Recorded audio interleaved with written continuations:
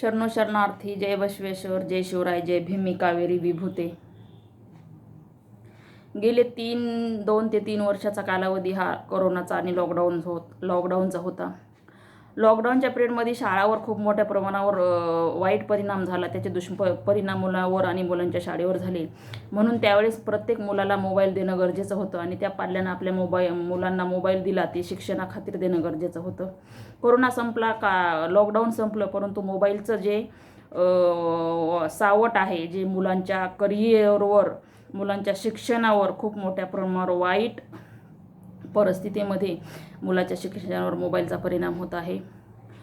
जो Android mobile आहे तो अद्याप अँड्रॉइड मोबाईल मुलाला किंवा मुलीला दिला नाही पाहिजे. ती विद्यार्थ्यांच्या शिक्षणावर खूप मोठ्या प्रमाणावर त्याचे परिणाम विपरीत होत आहेत. प्रत्येक मुलाला कॉलेजमध्ये जाताना मोबाईल लागतो, पण मला नाही वाटत की त्या ठिकाणी मोबाईलची गरज आहे. कारण त्या ठिकाणी मुलगा हा शिक्षण घेण्यासाठी जातो. जो काही प्रश्न असतील, उत्तर असतील, ते शिक्षकांनी विद्यार्थ्याला विचारायला पाहिजे. अडीअडचणी विद्यार्थ्याने शिक्षकाला विचारायला पाहिजे. पण अशा गोष्टी कुठेही होत नाहीत. प्रत्येक मुलगा हा प्रत्येक प्रश्नाचं उत्तर मोबाईलवर शोधू पाहतो आहे. मोबाईलमध्ये चांगल्या गोष्टी भरपूर आहेत, मोबाईलमध्ये वाईटही गोष्टी भरपूर आहेत. परंतु आजच्या मुलं आणि मुलींचं सगळ्यात जास्त मोबाईलमधलं वाईट गोष्टी ग्रहण करायचं प्रमाण खूप मोठ्या प्रमाणामध्ये वाढलेलं आहे. त्याचे परिणाम असे सांगायचं झालं तर आता सध्या चालूच्या परिस्थितीमध्ये 18 ते 25 वयापर्यंतच्या ज्या मुली आहेत त्याचं प्रमाण, बेपत्ता होण्याचं प्रमाण वाढलेलं आहे. त्याचं कारण काय? त्याचं कारण एक तर त्याचे आईवडील असू शकतात. आपण आईवडील तर आजकाल मुलं म्हणणार नाहीत. त्याचं कारण त्यांचे मॉम डॅड, मम्मी पण नाही, मॉम डॅड असू शकतात, मम्मी पप्पा असू शकतात. आई आणि बाबा या शब्दाचा अर्थ तर अर्थी कुठंच 90% 95% दिसत नाही. 5% आई बाबा हा दिसतात. म्हणजे सांगायचं तात्पर्य आहे की आपली जी भारतीय संस्कृती आहे ती संस्कृती दिवसेंदिवस खालवली आहे किंवा खालवायच्या परिस्थितीमध्ये आहे. त्याचं कारण आहे मोबाईल. शक्यतो हा मोबाईल मुलं आणि मुलीपासून जो काही त्यांचा मोबाईल आहे जप्त केला पाहिजे. मुलीला मोबाईल दिलाच नाही पाहिजे. ठीक आहे, मुलीला जर मोबाईल देण्याची गरज आहे आपल्याला, आईवडिलांना काळजीपोटी मुलांची जर आपल्याला चिंता वाटते, तर हा एक मोबाईल आहे. हा छोटा मोबाईल आपण आपल्या मुलीला किंवा मुलाला देऊ शकतो. फक्त संपर्क करण्यासाठी, घरी आला का, जेवण केलं का, काळजीपोटी.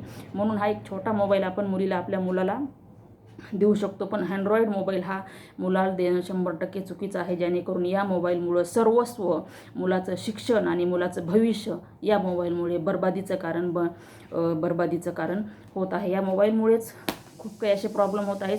मुलींना स्वातंत्र्य जीवन आहे. मुलींच्या शिक्षणासाठी ज्या काही आपल्या क्रांती, महापुरुष महिला क्रांती आहेत. सावित्रीबाई ज्योती फुले आहे, माता रमाई आहे, जिजाई आहे, अल्पना चावला आहे, राणी चन्नम्मा आहे, महादेवी अक्कम्मा आहे. ज्या क्रांतिकारी महिला आहेत, या महिलांच्या शिक्षणासाठी काय काय नाही केलं हे खूप आपण एका शब्दामध्ये आपण सांगू शकत नाही. तर आपण त्या महिलांच्या चरणाची धूळ पण नाही, पण त्यांनी आपल्या स्त्री जीवनासाठी काय केलं या गोष्टीचं भान आजकालच्या तरुण पिढीला पाहिजे.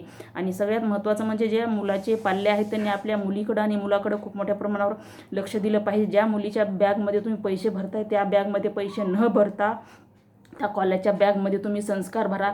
ज्या मुलीच्या मोबाईलमध्ये तुम्ही दर महिन्याला 500 रुपयाचा डाटा भरताय, ते 500 रुपयाचा डाटा न भरता तिच्या डोक्यामध्ये हे भरा की तुला पुढे चलून कोणती ड्युटी करायचं आहे, काय शिकायचं आहे, कुठली नोकरी करायची आहे. प्रत्येक मुलीनं आजच्या काळाला स्वावलंबी होणं हे खूप गरजेचं आहे. पण आजकालचा तरुण वर्ग जे आहे, भारताचा आधारस्तंभ आहे, ते आगळ्या आणि वेगळ्या मार्गावर लागला आहे.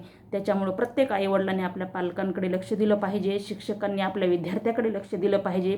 मोबाईल हा प्रत्येक विद्यार्थ्यापासून लांब ठेवला पाहिजे. मोबाईलमुळं विद्यार्थ्याचं जीवन पूर्ण बर्बाद झालं आहे. महिलाही स्वातंत्र्य आहे. महिलांनी कसे कपडे घालावे हे महिलाला माहिती आहे की तिला जीवन जगण्याचा अधिकार आहे, स्वातंत्र्य आहे. परंतु महिलांनी कसे आपल्या मुलींनी किंवा तिच्या अंगावर कसे कपडे असायला पाहिजे या गोष्टीचं भान आईवडिलांना पाहिजे.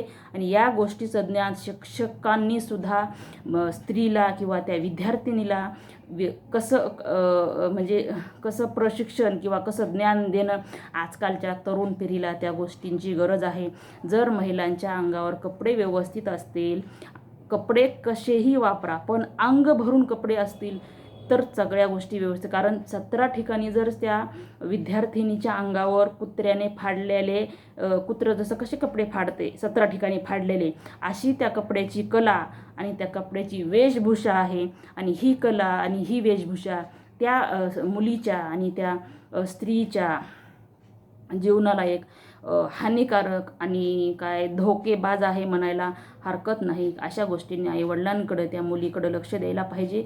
मुलगीसुद्धा मोबाईलमध्ये व्यस्त आहे आणि मुलीची आईसुद्धा मोबाईलमध्ये व्यस्त आहे, मुलगा मोबाईलमध्ये व्यस्त आहे आणि मुलाचे वडीलसुद्धा या मोबाईलमध्ये व्यस्त आहेत.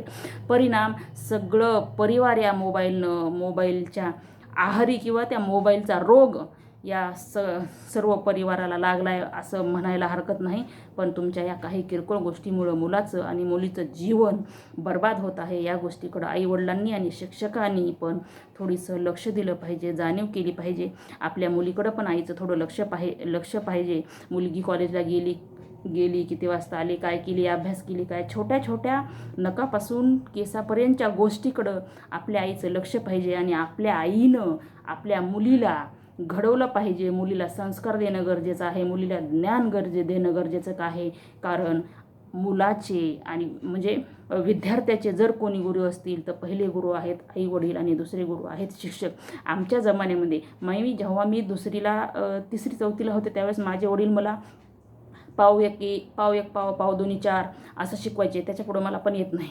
त्यावेळीस त्या लोकांचं शिक्षण म्हणजे आपले आजोबा, माझे वडील म्हणण्यापेक्षा आपले आजोबा पणजोबा जे काही असतील त्यांचं शिक्षण एवढं परफेक्ट आहे की त्यांनी 2-2, 3-3 लाखाचा हिशोब, माझे वडील किंवा आज गेले आपले जे आजोबा पणजोबा आहेत असे लाखाचा 2-2, 3-3 लाखाचा हिशोब बोटावर करतात. पण आजकालच्या तरुण पिढीला हा हिशोब काढण्यासाठी मोबाईल लागतो. म्हणजे दिवसेंदिवस या मोबाईलमुळं आपल्या मुलांचं शिक्षण, मुलांचं करिअर आणि मुलांचं जीवन बर्बाद होत आहे. या छोट्या छोट्या गोष्टीकडे आईवडिलांनी लक्ष द्यायला पाहिजे.